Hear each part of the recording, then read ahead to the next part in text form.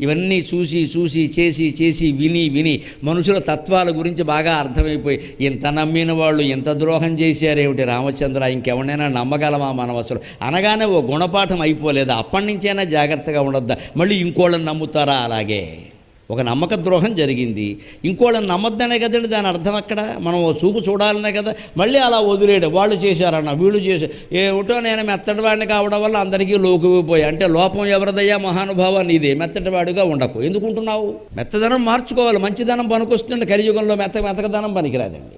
మంచితనం వేరు, మెతకదనం వేరు. మంచితనం ఏమిటంటే ఎవరిని ఏమీ అనకుండా ఉండడం. మెతకదనం ఏమిటంటే అందరూ అనే అన్ని మాటలు పడుతూ ఉండడం. అవసరం లేదమ్మా, మనం చేతకాని వాళ్ళం కాదు. జవాబు ఇచ్చేదానికి జవాబు ఇవ్వాలి, మూతి వాచిపోయేలా జవాబు ఇవ్వాలి. అందుకని వాళ్ళు అన్నీ అంటుంటే అలా ఊరికి ఏమిటో నాకు ఈవేళ గ్రహస్థితి బాగుండలేదు. అలా గ్రహస్థితి ఏం కదమ్మా, నీ మనస్థితి. నువ్వు చెయ్యని తప్పుకు ఎందుకు అంగీకరించాలి? అవసరమేంటి చెప్పు. ఎందుకు నిందలు పడాలి ఊరికే? ఈ మాత్రం పౌరుషం లేకపోతే ఎలాగా?